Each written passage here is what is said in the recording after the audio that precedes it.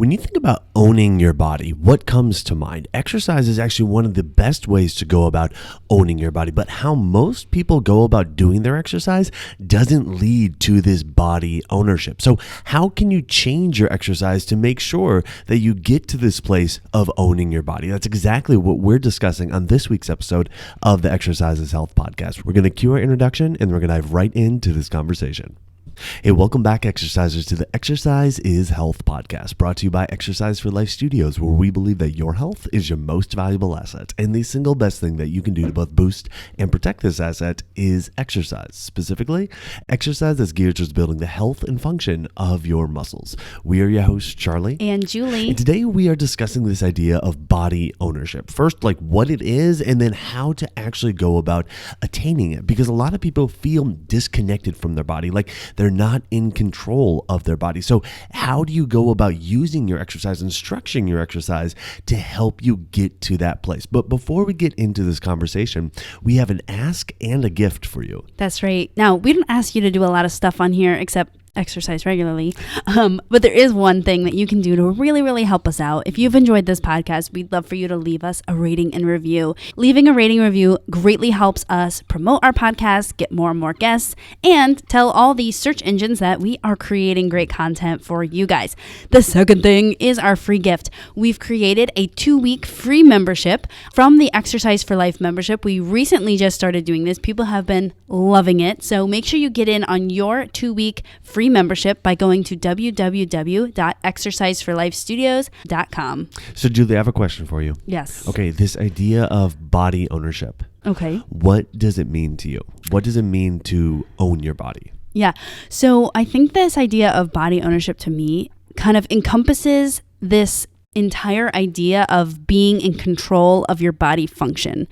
What I've found is like a lot of people get overwhelmed when they feel like their body is physically going in a direction that they're not controlling. And body ownership is this idea of regaining that control, whether that is like strength or balance or connectivity. These are things we don't often think about until we're losing it, right? Until we're losing that strength, losing that connectivity, losing that ability to control or balance our body or move our body. So that's my idea of owning your body. What do you think? You know, it's interesting because I think for a lot of our lives, we feel like we do own our body until we don't. Yes. And we can feel like, oh yeah, I can do all the things that I want to do until I can't. Or, you know, my body works the way I want it to work until it doesn't. And that can happen at different stages for different people. It might be an age-related thing. It might be a health-related thing. It might be an activity level related thing. But at some point in our life, we realize, oh wow, yeah, like the things that I used to be able to do with as much ease, I'm not able to. Or the things that I used to be able to do, I'm just flat out not able to do them at all. Or it can also come in the form of like, yeah, you know, I really don't feel like I can control my arms or my legs or my torso the way that I want to. Like my balance isn't as sharp as I would like it to be. My movements aren't as crisp as they once were. I don't feel as coordinated as I once did. And so it can feel like in a lot of ways, exactly as you're saying, Julie, that our like physical being, we're no longer in control of. And, you know, sometimes, like I say, it gets blamed on age. Sometimes, you know, there's a very clear health related event. Sometimes it can just be like, I don't know what's going on. You know, something is happening, but I don't feel the way that I once did within my body. But at the end of the day, all roads still lead to this place of feeling like we're no longer owning our body. And for a lot of people, that can be a really frustrating place.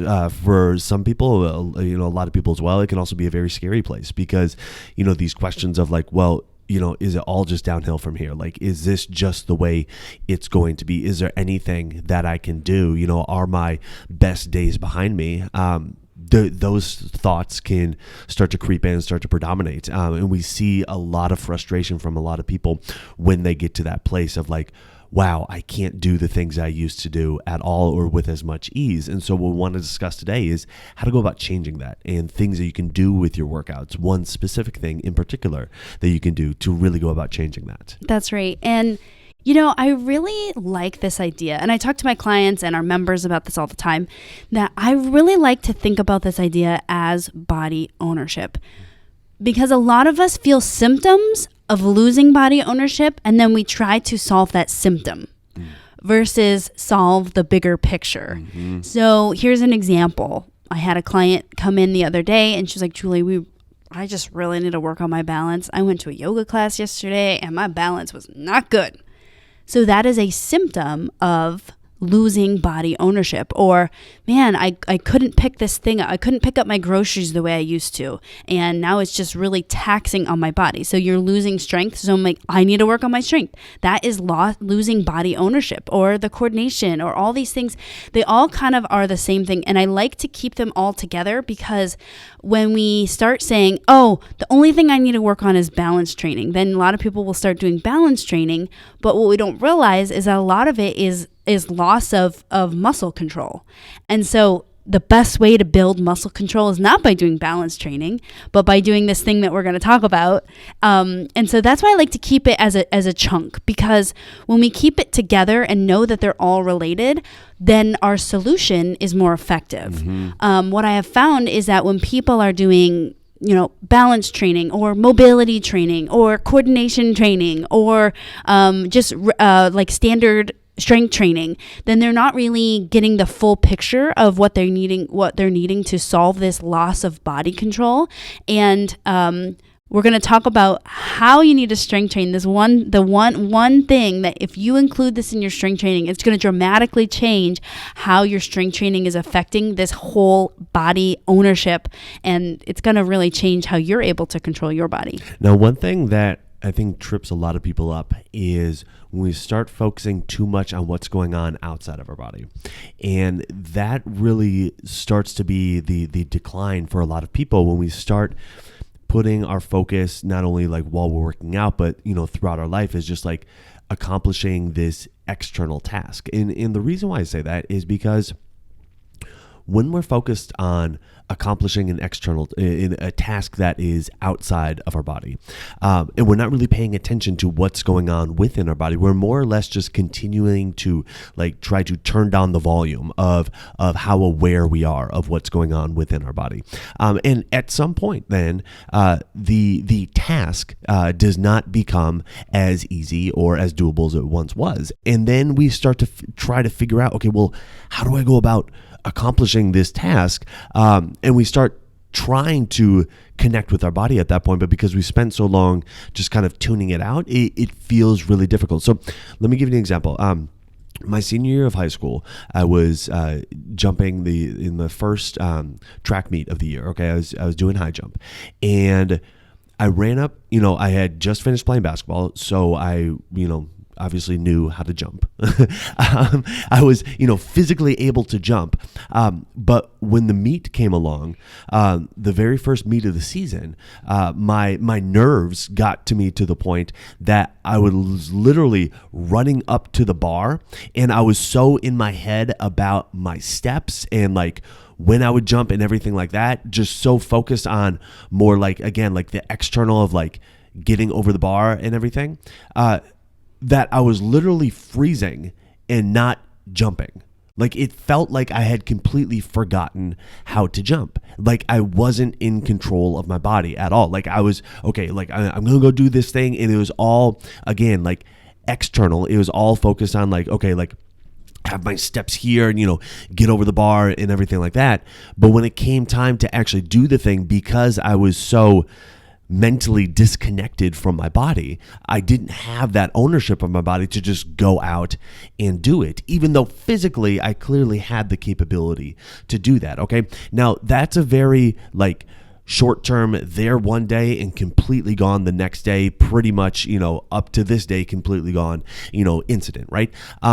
But for a lot of people, that actually happens on not necessarily an athletic perspective, but on a perspective of like, okay, wow, like this thing that I used to do, I have the desire to do it. I believe I have the physical capability to do it, but because I'm so disconnected from my body, I'm not able to execute it. So I give that example because with myself, with my training through high school and everything like that, it was all about the external. And I wasn't building that kind of internal awareness into my body. And as soon as I started to add that in and create better ownership of my body, those things were no longer an issue. That ability of like, okay, like, can I perform right now? That was no longer an issue, because then I regained and then I maintained that control of my body.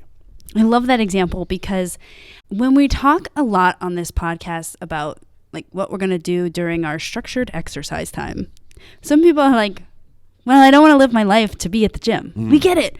You want to do actions during your exercise to feed into your body so that when you go out in your regular daily life, whether that's playing with grandkids, traveling, doing the high jump, whatever is going to be presented in your life or whatever you're desiring to do, that your body now feels prepared and ready to do that action.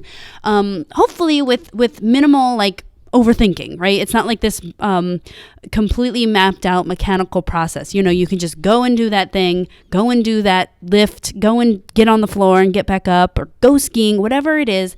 And so that's what the big picture here. It's never about what we're doing in the gym. It's about what it gives you in your life. So I guess I kind of take that first part back. It is kind of about what you're doing in the gym, but the whole reason we're doing the gym stuff is so that you can do the things you want in your life. So let's talk about building this body control. Now, as you guys know, if you've been listening to us any length of time, we have 4 key exercise for life principles. And we know that when you follow these 4 principles, you're going to get the most out of your workout with the least amount of negative side effects, which again, if you're training to live your life, you can't be sore and achy for days and days after your exercise. So one of our exercise for life principles is focusing on the muscle squeeze. So we know you need to be weight training, full body weight training, all the areas of your body, all the motions of your body. And when you're doing it, one of the biggest things you need to be thinking about is squeezing the muscles that you're trying to work. And so that is this ability of connection, right? Trying to get your brain tuned in to feeling and contracting that challenged muscle. And this brings about so many positive benefits, and the main one being owning your body. But let's break this down a little bit. So if we're going to talk about focusing on your muscle squeeze, what does this look like? When you go to the gym and you're going to do some bicep curls, instead of counting reps and looking at the instructor and checking out what's on the news channel or flipping through your podcast channels, you can do all those things, but your main focus needs to be thinking about squeezing the biceps as you're doing your bicep curls. This is going to be a huge mental shift from what is normally talked about, like what you should be thinking about. Normally it's just like, count them out, let's do them, or you're focusing on the structure and you're just kind of turning off your tuned inness. So we're asking you need to tune way into your body. Yeah, this is huge. It's going to feel way different than how you're currently exercising, how you're accustomed to exercising, because everything about exercise right now in the mainstream fitness world is all about distracting you from what's going on within your body. And so we're saying, like block out all that distraction and just focus on squeezing your muscles that you're trying to work while you're doing the exercise. Now, not only will this feel different, but there are a number of benefits both in the short term and long term that you will get from doing this, okay? Number one is while you are doing the exercise, your risk of injuring yourself is going to go way, way down because you're going to be far more in tune with what's happening within your body and better able to hear what your body is telling you while you're doing the exercise. And then you can make these little adjustments while you're doing the exercise so you don't leave the workout, you don't leave the exercise feeling achy, sore, beat up, or borderline injured. You feel like, okay, yeah, like I'm actually more connected to my body. I have greater ownership of my body. I feel stronger. I feel healthier. I feel more mobile. And it's just simply from switching your focus from what's going on outside of your body to putting it within your body and specifically on squeezing your muscles. Now, as Charlie said, with going along with decreasing your risk of injury, we're also increasing your ability to listen to your body. When you're thinking about squeezing the muscle, and we talk about, everyone has this blanket statement like, you should listen to your body. Well, what are you listening to? Well, we're listening to what our muscles are telling us. And so the more that we're tuned into that muscle, the more we're going to get feedback. Because if you're working biceps, you should be listening to your biceps. Of course, there's like some monitoring that's happening, making sure your back doesn't hurt while you do your biceps. But the main focus is going to be on focusing in, listening to your biceps. This also increases your contraction. Now, what a lot of people don't realize is that most of the benefits that we get from exercise is not from the calorie burn. It's not from the sweat and the towel wiping of the sweat. It's not from the high fives that you get from the trainer. Although those are all really great things, almost all the benefits from exercise come from when you actually squeeze your muscle. So when we talk about focusing in on your muscles, focus on the muscle squeeze, research actually shows that your muscles actually squeeze more. And so when you think about efficiency, this really makes your exercise more and more efficient because you're actually getting more squeeze, even though you're not doing anything more except for changing what's happening in your mind. Absolutely. So another way to think about exactly what you just said, Julie, is you get better results for doing the exact same workouts just by switching what you're thinking about. It's really that simple. You switch your thoughts from counting reps, from, listening to your music, from watching everything that's going on around you, and focus instead on squeezing your muscles. You flat out get better results from the exact same workouts that you're doing just by switching what's going on in your mind while you're doing the exercise. Now, the last thing that we want to talk about from a short-term benefits perspective is this is one of the key components to actually using your strength training to become more flexible, to increase your mobility, to increase the amount of motion that your joints can move symptom-free. All right. And so if you're thinking to yourself, well, doing weights is great, but like, I don't want to be stiff. I don't want to be, achy. I don't want to feel like, oh my gosh, well, after I lift weights, like I'm going to lose all my flexibility. If you focus on squeezing your muscles while you're doing the exercise, not only will you get the better results from like a muscle building and strength perspective and body awareness connection perspective, you will also get better results from a flexibility perspective, which means you won't have to add in additional like flexibility and mobility work after your workouts because your strength training becomes that for you. That's right. So I was just thinking about this. So one of the interesting things that's like, this goes back to our core principles. As I said, we have 4 key principles, and this is one of them. So what I think is so interesting is we're probably one of the only fitness podcasts that doesn't have like a large portion of our content talking about increasing your flexibility directly, meaning like this is how you stretch, this is how you massage, this is how you trigger point yourself. And the reason being is that the way we want to teach you to exercise increases flexibility. So you don't have to do like the extra thing. So here's the thing. Whenever people are like, well, what do I do when I'm sore? I'm like, change how you're working out. Don't add anything. Change how you're working out. One of the biggest things is listening to your body and focusing on that muscle squeeze. When you're focusing on your muscle squeeze, you're not going to have that negative repercussion of feeling tight and achy and sore after you exercise. And honestly, we believe that that shouldn't be happening at all. That's a sign that you've done too much. That's a sign that next workout, you need to make some adjustments. It's not a sign that you need to start your aggressive muscle relaxation, muscle inhibition routine. You need to change what you're doing. What is the point of making your body so sore and achy? There is not one. So make sure you're listening to your body, focusing on that muscle squeeze so that you are able to increase your flexibility, your range of motion, your mobility just by focusing on your muscle squeeze during your workout. Absolutely. Now, these are results that we just talked about that you can literally see during the workout itself, okay?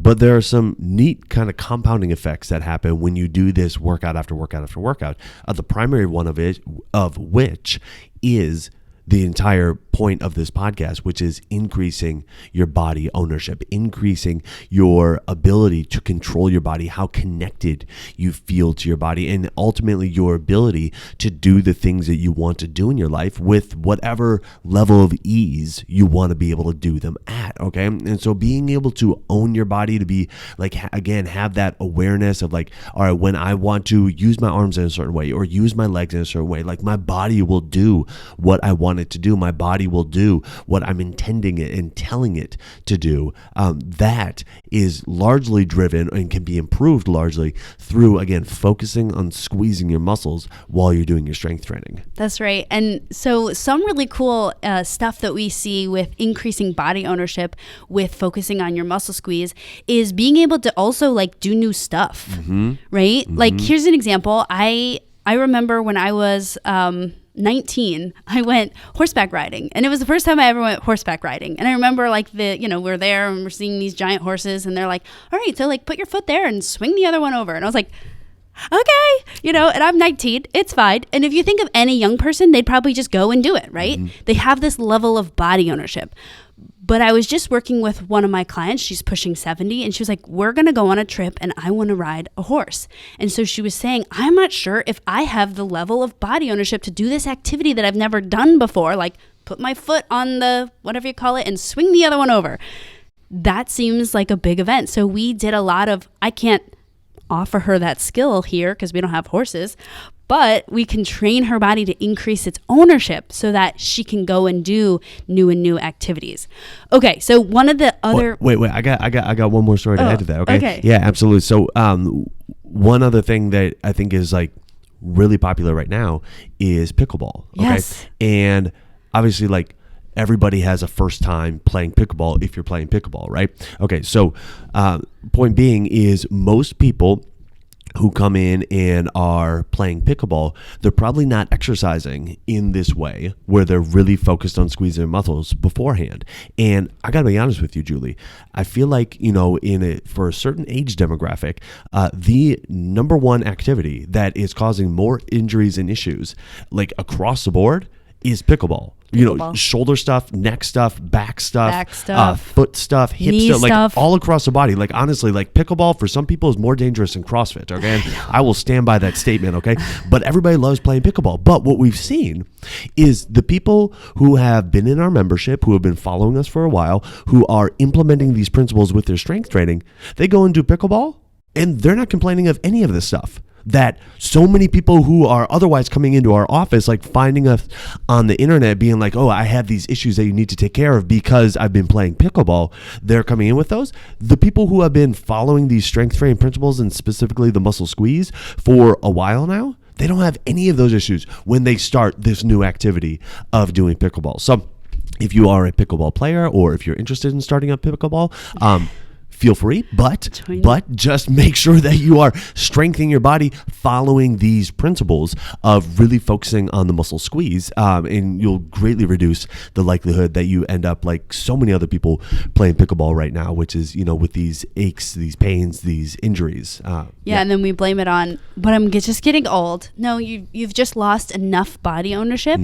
and good news, you can build it back. Yep, absolutely. You just have to do the steps to build it back. Absolutely. So this is totally not in our notes, but I'm going to add it in because I think this is like just like a brilliant realization that I just had. So you have to agree, because I'm your wife, that this is brilliant. Okay, so every once in a while you come up with these gems and you always preclude it like this is like the most brilliant thing I have ever thought of. I need to share it right now. I know. And then I also say I'm your wife, so you can't disagree. Absolutely. Okay. And your business partner. Okay, so here's the thing. When you are in a place that you don't know how to like get yourself better, then you seek out guidance. And so that's what we do a lot in person, live at our studio, Muscle Activation Schaumburg. And so when people feel like they're, I don't want to say broken enough, but like far enough removed from like, I feel regular and I feel normal and I know what to do, then they come in and see us and we help them, right? We also, do stuff where we're not trying to get people back to normal. We do exercise and stuff. But here's the thing. So many people, when they come in for muscle activation techniques because they can't do the regular exercise stuff, they always say, well, what can I do on my own? And they think it's going to be like physical therapy, where we give them like this handout pamphlet of like, here's your 7 exercises or 5 exercises. Just read the description and do them at home with your bands. It's not like that. The thing that everyone can do, whether you're far removed from feeling your normalness or you feel normal and you just want to maintain that, or you feel like you're slipping just a little bit, is you need to do total body resistance training focused on the muscle squeeze. So it's never the answer people want to hear, because they think there's going to be like 4 exercises that they do for 6 weeks and then they're like golden, just go back to living my life. Where's my printed handout? I know, where's the printed handout?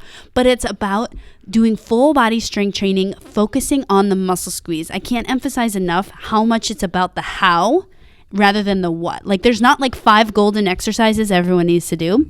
It's more of, we want to do a whole bunch of exercise, but make sure that they fall into these parameters of the Exercise for Life principles. And the one especially that we're talking about today, one of the probably the most important and one you won't hear anywhere else, is focusing on the muscle squeeze. A lot of people are like, oh, we focus when we exercise when we're in rehab.